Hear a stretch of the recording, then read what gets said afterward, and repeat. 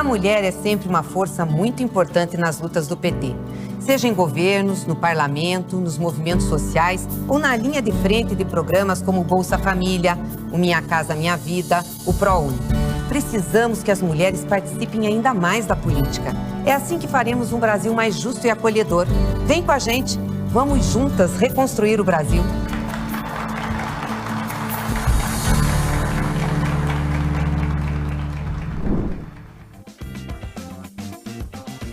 Mulheres e imprensa é o tema da aula desta quarta-feira no TV Elas por Elas Eleições. E quem preparou foi a jornalista Larissa Gold. Olá, bom dia, boa tarde ou boa noite para quem estiver assistindo essa aula. Meu nome é Larissa Gold, eu sou jornalista de formação, eu atualmente trabalho no Brasil de Fato como editora de redes sociais, mas também integro as direções executivas do Fórum Nacional pela Democratização da Comunicação, o FNDC, e do Sindicato dos Jornalistas aqui de São Paulo. Hoje a gente vai tratar um pouco sobre a mulher e a imprensa, e aí especialmente aí vamos puxar um pouco para esse ano eleitoral tão importante. E para a gente começar essa aula, queria fazer então um panorama geral, né, do papel da imprensa na construção da mulher na nossa sociedade, né.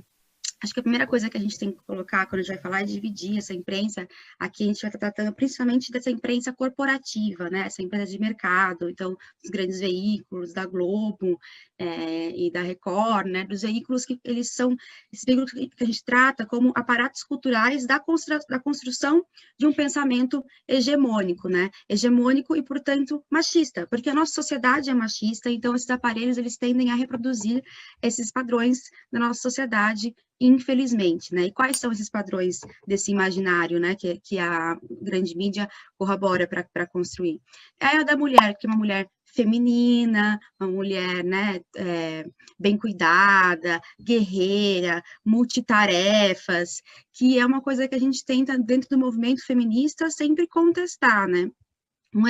Exemplos que a gente pode trazer dessa construção desse imaginário, por exemplo, é fazer a gente dar uma diferenciação de como a presidenta Dilma era tratada pela imprensa e de como, por exemplo, a Marcela Temer e a Michelle Bolsonaro eram tratadas, né? Então, como era cobrado da Dilma uma posição de que ela fosse mais simpática, né? Que ela fosse corroborasse com esse papel da mulher, que sempre é um papel afetuoso, né? A mulher não pode ser dura, a mulher tem que ser esse ideário da cuidadora, né? E aí, quando você passa, após o golpe da Marcela Temer, você acha que todo mundo lembra, né, daquele que virou um meme, da bela, recatada e do lar, né, tipo, ideário do que deveria ser a mulher, né, ou da Michelle Bolsonaro, quando ela assume que também os veículos trataram aquela coisa como se fosse uma passada de, tipo, uma primeira-dama bonita para outra primeira-dama bonita, tratando o aspecto da relação física delas, né, então,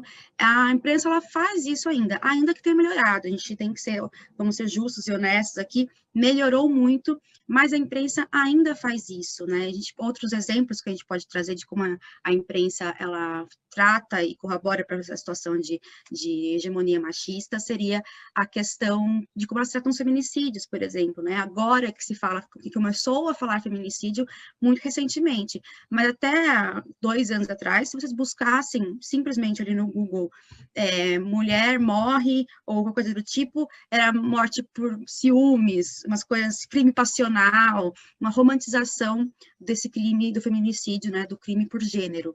Então, é muito importante a gente ter essa noção mais macro para a gente saber em que terreno a gente está pisando, né? E aí, ainda nessa relação de a gente entender onde a gente está pisando, entender que isso também faz parte de uma construção do próprio mercado de trabalho da imprensa, né? Então, a gente tem, por exemplo, que desde 2013, no Brasil, cada vez mais se encolhe o número de vagas que são profissionais CLT, assim, então há uma precarização cada vez maior do nosso jornalismo e que a gente vê é que essa precarização também acompanhou as mulheres, isso é muito comum, né? Tipo, não sei se quem estiver vendo esse vídeo, as professoras e as enfermeiras vão entender muito bem, né? Como as enfermeiras e as professoras de ciclo básico costumam ser mulheres, e quando você entra nos médicos ou profissionais de ensino superior, costumam ser homens. O mesmo também acontece no jornalismo. Há uma maioria de mulheres que são as mulheres ali do trabalho diário e tal, e as grandes hierarquias ainda são masculinas, e isso também se reproduz na comunicação que a gente faz. Então, eu queria, por exemplo, o salário da jornalista, da mulher jornalista, ele está em média, de acordo com o último estudo que a gente fez do perfil do jornalista aqui no Sindicato de São Paulo, aqui em São Paulo era em média 16% inferior ao salário do jornalista homem em São Paulo. Então, para vocês entenderem que aqui é uma relação de trabalhadores também, né, para a gente saber com quem a gente está falando. E aí, para quem estiver entrando agora em campanha, né? Quais são algumas estratégias que a gente pode usar para que a gente consiga ganhar espaço na imprensa, né? Falar sobre as nossas pautas. Acho que o mais importante que a gente sempre tem que ter em mente é sempre o valor notícia. Qual que é o valor notícia que a gente está querendo passar, né? Da informação que a gente quer passar. A imprensa, principalmente a grande imprensa, às vezes nos jornais locais das pequenas cidades, por falta de pessoas até, costumam fazer uma assessoria de imprensa, publicar release e tal, mas os grandes veículos não fazem assessoria de imprensa, gente. Não é porque é um evento que para você é muito importante, necessariamente vai ser importante para o veículo. Então, a principal coisa que a gente pode fazer para garantir que a gente entre, não garantir, mas para aumentar a nossa chance de a gente entrar, é casar as suas pautas com algum acontecimento que tenha um valor notícia concreto. Então, se você já é uma parlamentar e está tentando a sua reeleição, quais são os projetos de lei que você tem, que você defende?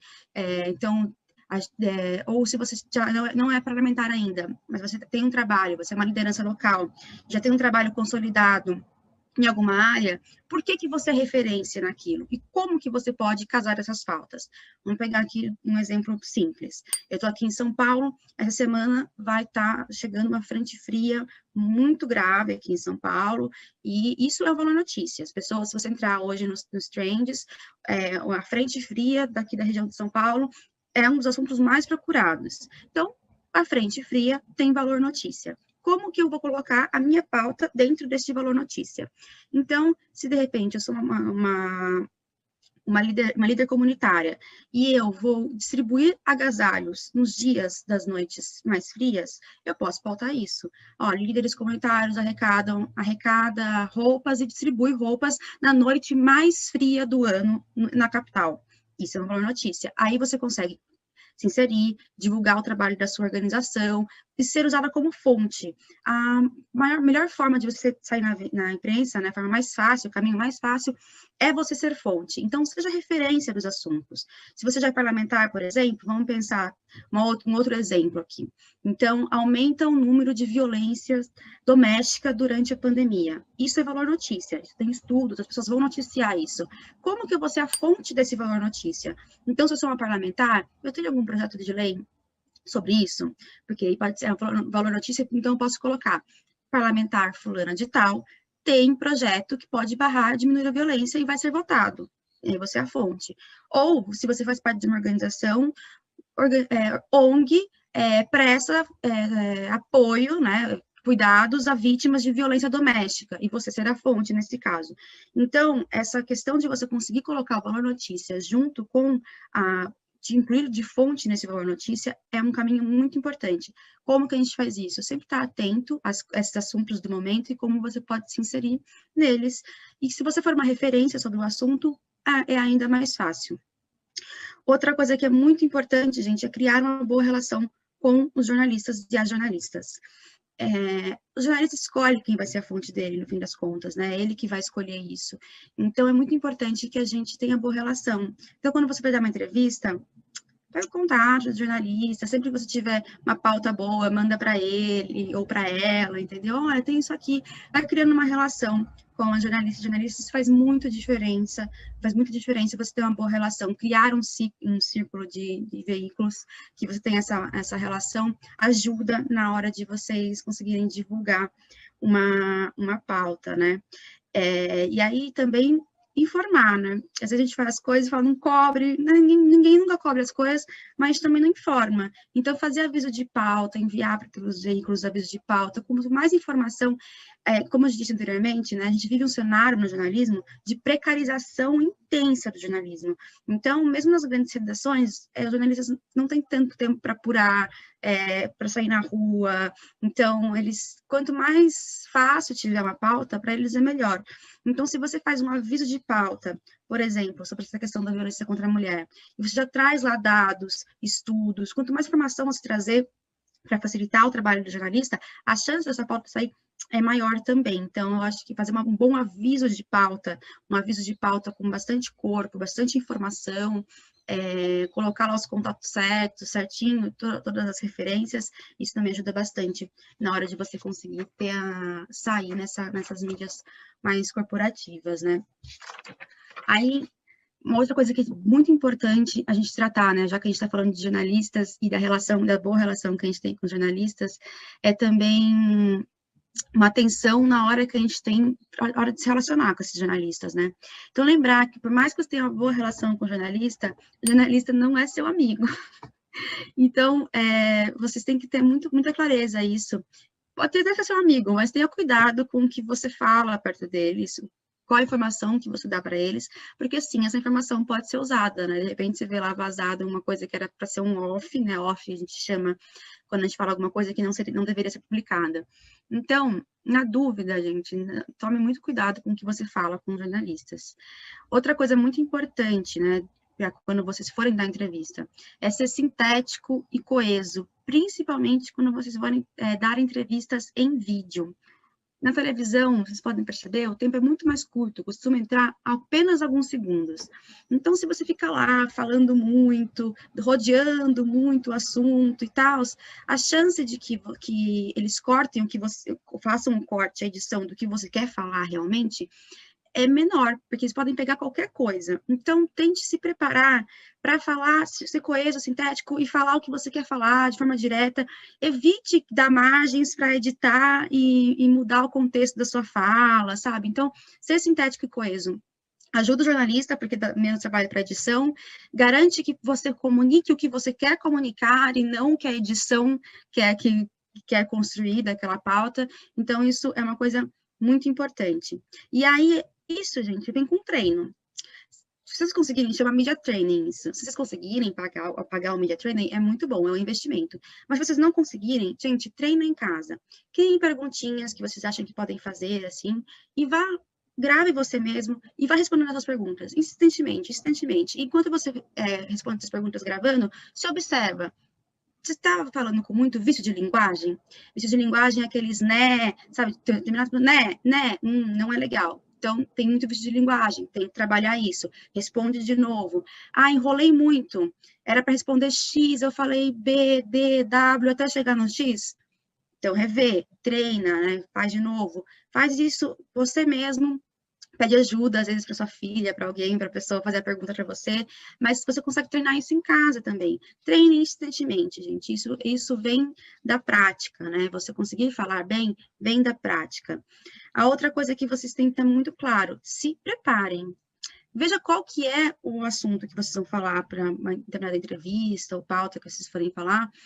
Estudem muito bem isso, saibam do que você está falando, né? Para você não falar uma besteira e acabar uma pauta que era para ser positiva, você vai lá e fala uma besteira, aquilo acaba se revertendo contra você, ou para você não ficar enrolando e não falar, e deixar na cara que você não estava entendendo muito bem do que você estava falando. Então, o estudo e a preparação sobre o tema é fundamental para você conseguir dar uma boa entrevista. E a outra coisa é você pesquisar também com quem você está falando. Antes de dar entrevista, vê qual que é o veículo, dá uma pesquisada no veículo, dá uma pesquisada no jornalista que vai te entrevistar. Porque, por exemplo, vamos lá, a gente tem época eleitoral, a gente tem que falar com todo mundo, e aí você, na sua cidade, ou aqui em São Paulo, tem um jornal, que é o jornal da Universal, que é um jornal que tem muita circulação, por algum motivo, é isso, você está fazendo uma matéria sobre distribuição de agasalhos no inverno, por algum motivo você vai ser uma pessoa entrevistada por esse veículo, que é um veículo ligado a uma igreja.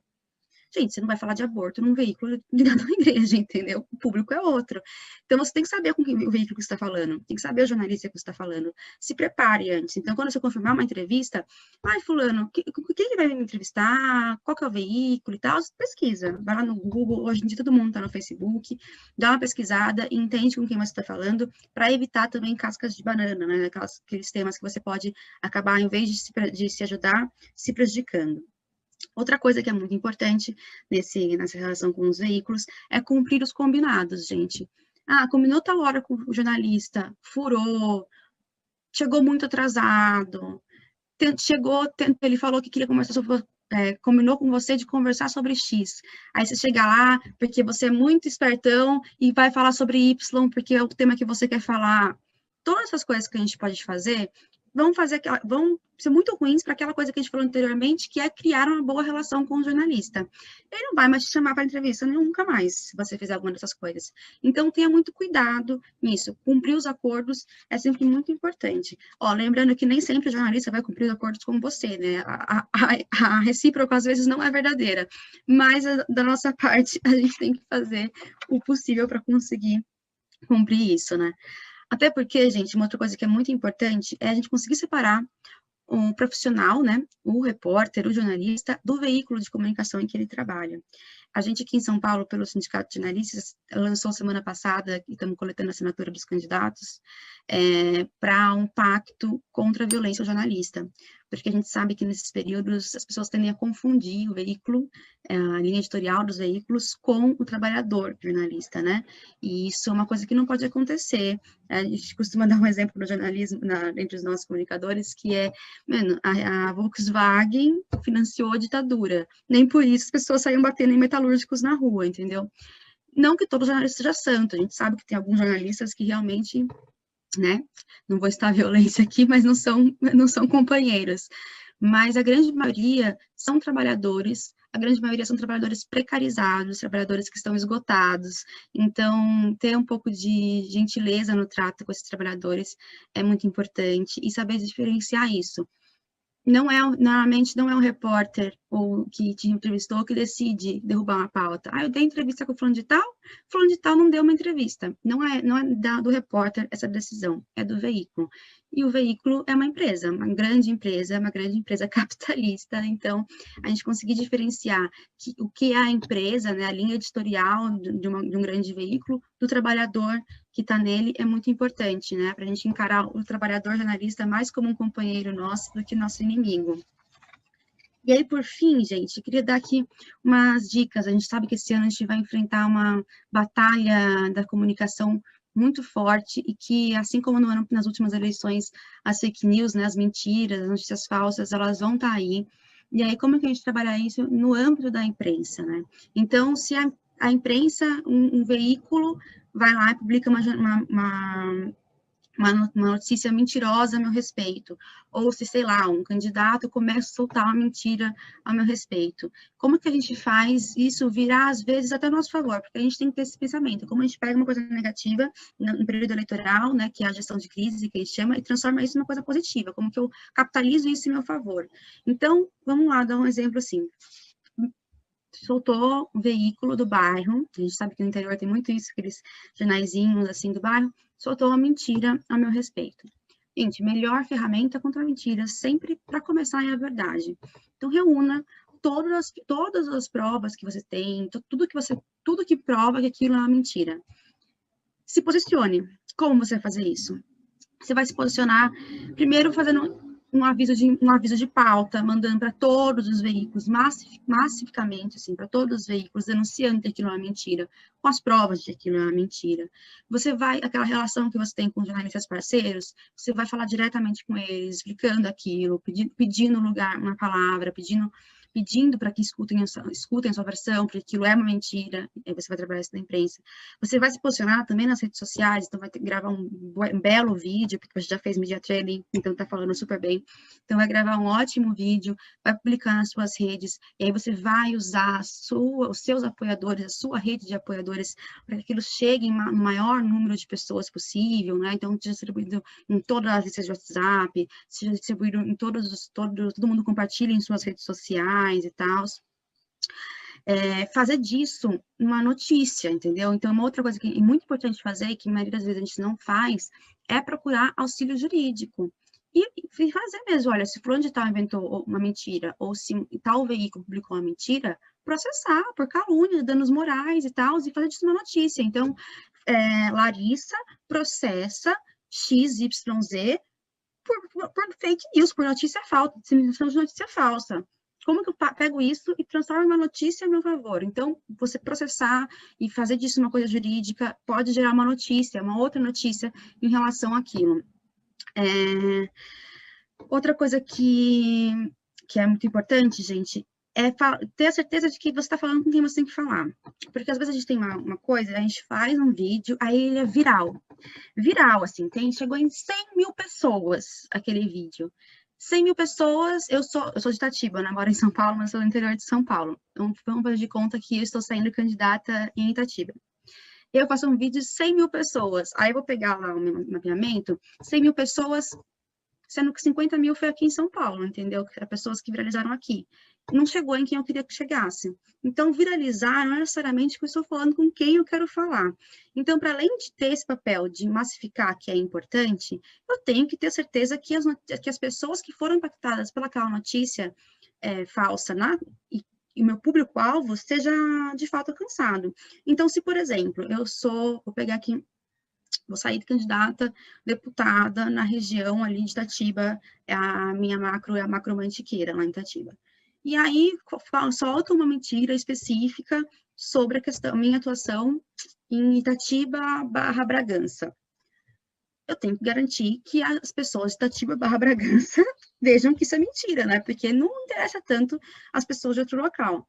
Como que eu posso fazer isso? Com ações de mídia localizada. Então, eu posso fazer aquela postagem, aquela campanha que eu fiz no meu posicionamento, fazer um impulsionamento por geolocalização, então naquela região de interesse para chegar para aquelas pessoas, ou se é uma pauta, de repente estão falando, sei lá, que, não sei, algum tema específico, que eu, sei lá, defendi algum cara que bateu em mulher, então eu posso fazer um assunto de interesse e chegar em pessoas da pauta feminista, então você pode fazer essas monetizações, né, você impulsionar isso para o público que você quer chegar. Isso é uma estratégia. Para quem é do interior, uma outra estratégia que pode ser muito fundamental é papel mesmo, fazer um papel e você ir lá, então eu vou bater perna no centro de Itatiba, no centro de Bragança, ou nos bairros que eu quero falar, com o meu material, e falando, gente, isso aqui é uma mentira, entendeu? É uma mentira, não foi isso que aconteceu, eu tenho aqui as provas, olha, e fazer isso. Às vezes, se você não pode estar lá, criar um material específico para o grupo de apoio que trabalha naquela região, para desmentir isso, pelo diálogo, pela conversa, é importante, porque é importante que a gente consiga desconstruir essa mentira dentro dos grupos que foram atingidos por ela realmente. Então, gente, eu acho que era um pouco disso para falar hoje nessa rápida aula. Queria agradecer muito por todo mundo que conseguiu ficar até aqui para participar, e de novo pelo convite de estar aqui nessa manhã com vocês, e muito obrigada, e até a vitória. Que futuro nós queremos para nós, mulheres, para os nossos filhos, para as nossas comunidades, para o nosso país?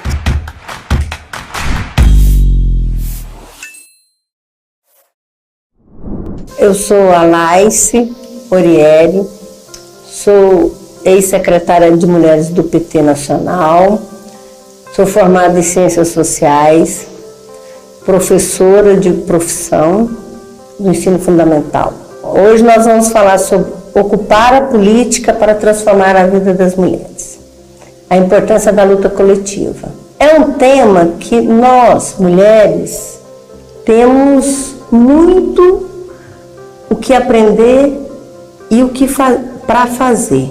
Porque nós precisamos nos convencer em muitos lugares que a nossa organização é fundamental para a democracia. E nesse momento que o Brasil vive, nesse momento de golpe, né, esse governo autoritário, antidemocrático, né, um governo da arma, que quer destruir todos os direitos conquistado até então, nós precisamos estar organizadas para resistir e para dizer, nós não queremos nenhum direito a menos, nós queremos sempre um direito a mais. Isso é importante. Eu posso morar na menor cidade, né, do Brasil, mas eu tenho a minha família, eu tenho as minhas amigas, eu tenho meus colegas de trabalho, eu tenho que conversar com essas pessoas, eu tenho que discutir o que está acontecendo no Brasil, eu tenho que organizar uma resistência. Porque as mulheres, quando elas se organizam, se juntam, elas têm força. A história da humanidade, a história da luta das mulheres demonstra isso. Todas as vezes que as mulheres se juntaram, elas conquistaram a reivindicação delas. Na próxima aula, a jornalista Ana Clara Ferrari fala sobre como o machismo tenta impedir as mulheres de entrarem na política. Anote na sua agenda e não perca! Reveja esta e outras aulas na playlist TV Elas por Elas Formação no canal da TV PT no YouTube ou em formato de podcast no Spotify.